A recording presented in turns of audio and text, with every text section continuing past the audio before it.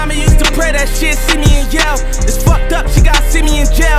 I don't think he dropped a classic. It's pretty close though, especially listening to the first 6-8 songs. You're like, okay, this is on its way to being his best album ever. Which Champions is probably his best album ever. But I don't think it's a classic because it has a couple of skippables, especially closer to the end. He kicks it off with the Phil Collins samples in the intro, which is fucking amazing. In the air tonight. But then having Phil Collins as an intro, it feels like a cheat code. Especially for Meek, I feel like Meek doesn't sound the type to have a Phil Collins sample in the beginning. I feel like that's someone else in his ear telling him like, yo, this would sound good. I mean, samples on a whole have always been cheat codes, and big example is Kanye West is regarded as a legendary producer because he uses samples. He chops them up though, it makes them completely different. But yeah, but Otis Redding wasn't an unknown artist. Otis Redding was a major artist, and he chopped Otis up and he chopped the Otis Redding song up and made Otis on Watch the Throne. That shit was a fucking banger.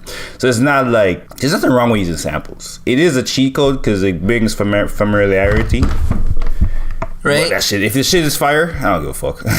See, but then again, like Kanye just used Otis. See, again, I'm not mad at this, but then we're gonna get on to the next track of the album. There's like another sample in there, so it's just like Trauma, which I love. But they sampled Get Away from Mobb Deep. Well, they didn't sample Mobb Deep. They used the same sample as Mobb Deep used. But I love this record. So they made it his own. So I'm not mad at this one. This is probably my favorite record on the album. Right, this Trauma and Oodles and Noodles are like my top 2 on this album. I love the storytelling on Trauma. He's telling about what he went through in the hood, that he actually has trauma from being in the hood and going to jail. Black judge trying to give him mad years. This is the one where he says, heavy. You make me, you almost hate, you made me almost hate my own people. Is this it? Yeah. Yeah, because of the judge. Yeah, this record's fire. Conspiracy moment. I feel like Rick Ross is in his ear for this one. I hear Rick Ross in this. Meek's pen game's never been this detailed and vivid. It has been this detailed and vivid. Look at Oodles and Noodles and Tony's story. No, but it's not Trauma. It's not Trauma. Trauma, he gets nitty gritty detail with everything. Like, you're fucking right there with Meek. Noodles, it's like, yeah, Trauma's on a whole nother level. Trauma might easily be top 5 Meek song ever. Like, you gotta listen to that record again. I can't believe you're accusing Meek Mill of using a ghostwriter when he has Arby on the album. That's crazy. I mean, he also has Cardi B on the album, so maybe he warmed up to it. Do you think Cardi B bodied him on Me record? Nah, not Cardi B. Cardi B. Because I be hearing that going around that Cardi B bodied. I don't think Cardi B bodied him either. Cardi B was just as good as him. I just had a famous spit in my mouth bar. I could have okay. Okay. I wasn't really rocking with that bar that much. I was like, I can't relate, but all right, Meek. I do be broke. I don't know. So maybe that's some rich nigga shit. Oh man, that record was cool. It is what it is. I liked it. What do you think about What's Free, featuring the legendary What's Beef sample? I hate this. Like, I never realized how much I loved like Biggie's music. Again, you only have 3 Biggie's albums if you're counting Life After Death. You know, it's 2 albums in one. And when people sample Biggie, it's just like, why are you doing that if you're not adding nothing to it? I hate it when Ross did it in French Montana, when you're nobody to somebody. That song's amazing. There's something wrong about it, bro. Rick Ross killed this. You Meek Mill killed this, and we don't even have to talk about Hove. Hove went fucking stupid. So what is your issue with this song? They shouldn't have used What's Beef. That's my problem with it. It's just like, so the sample turned you off. Yeah, the sample is just like, why'd you use this? There's no need. You didn't add nothing to the record. You didn't add nothing to the legacy of What's Beef. Where Meek starts and where Hove finishes, there's like in 2 different planets. It's like, yo, Meek, you didn't deserve to be in the same realm as me, bro. That's how I feel. Okay, Hove went stupid, so he kind of outshined Meek and Ross. Meek was definitely 3rd best on this record. It was definitely Ross then Hove, but Meek held his own. Tell me this doesn't feel like a Ross record too. Like, this is like a Ross, not I'm saying that like Ross wrote for Meek, but I'm saying this feels like a Ross concept record. Yeah, Ross does have them beats. These type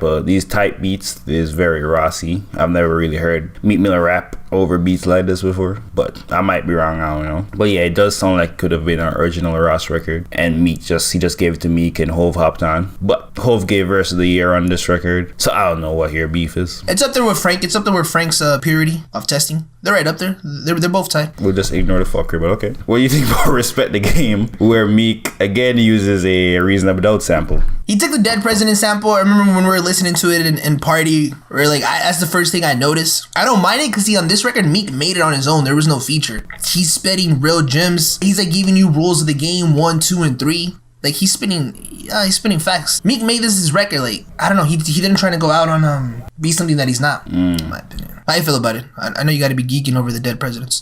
Definitely love the Dead Presidents, which I didn't realize was Dead Presidents because it was 1:00 in the morning, and I kept thinking it was fucking Nicki Minaj's is that Nicki Minaj song? The one with Drake, I think it's Moment for Life or some shit. Nicki used the same sample. I couldn't get it out of my head.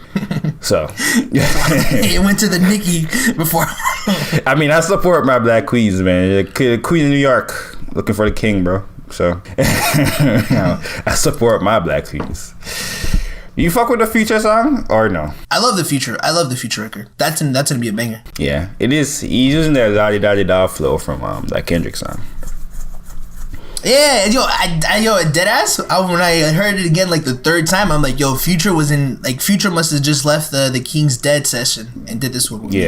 Yeah, it's a lot. Deadass has that. Yeah, I'm like, this is gonna be ringing off in the clubs. And after that, he goes to the last song that has like a really deep fucking story. That's not a single, which was Oodles and Noodles, but Championships. This is where he's saying he was down. Came back from a 3-1. Basically, that's basically the song he just remade. So on Championships, but it is fire. Yeah, it is fire. It's like, yo, preaching the truth. I don't want to sound like a preacher, but then he's still preaching. But it's still good. Preach on, Meek. You're out here fighting for prison reforms. You know. He did an interview on CNN and was mad articulate. I was like, damn, this nigga Meek really changed his life. Oh, what do you think Meek is? Is he more Martin Luther King or Malcolm X? Is Meek more Martin Luther King or Malcolm X? This nigga wild. Anyway, nigga, did you like the Drake and Meek Mill song? Nigga, fuck out of here. He's a nigga more Malcolm X or Martin Luther King. You fuck with that Drake and Meek Mill.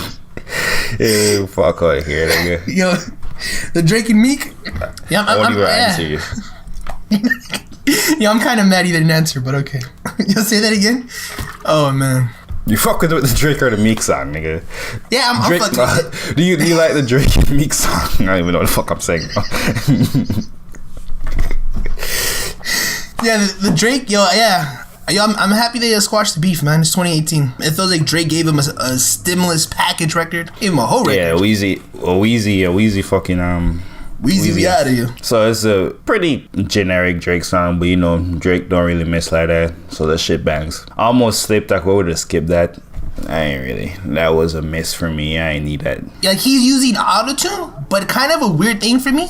When Meek uses autotune, it's like first listen, it's kind of but then it's like Meek's using autotune, but he's still saying real shit. So it's like, I fuck with it. Yo, give it another listen. That and 100 Summers, he uses autotune again. I like 100 Summers. 100 Summers is fire. Okay. Yeah, and I fuck with Tic Tac Toe with Kodak. I just wish Kodak voice like punched through a little bit more. Like they could have turned him up a little bit in the studio. But apart from that, yo, Guru, you fucking up. Guru couldn't fix that. Guru did fuck that up. Shout out to Guru. I think Guru probably never worked with someone as talented as Kodak before. As Kodak, it happens. Yeah, it happens. And as street, you know, Kodak a real street nigga. So yeah. I mean, his mixtape was called Biggie Pac. Yeah, 2-in-1. What more can you say? Yo, but to wrap up the album, the last track, Cold Hearted 2. How you feeling on this one? Last track. I like Cold Hearted. It's not as good as the first one, but I like the ending. I love him talking at the end for like 5 minutes to the streets, you know, talking to the people that listen to him. All the niggas doing crime and shit. Derrick Rose night. He had a Derrick Rose night, 50 points. I had Derrick Rose night. Hopefully he doesn't tear his ACL again, but shout out to Meek.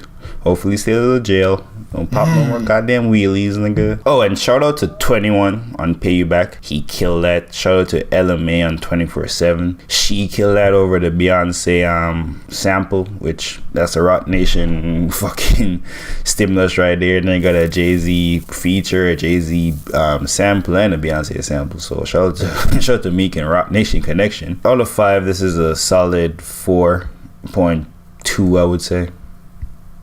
I only had maybe 2 skippables, and the song Dangerous, which is a single, I'll give it a chance. I don't really like it. Was cool. I don't really think it needed, but I guess you do need it for the radio play.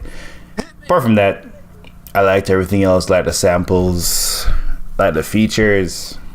So 4.3. I'm in the hood with niggas don't bother me. 3500 my cardigan. Shot gon' fuck.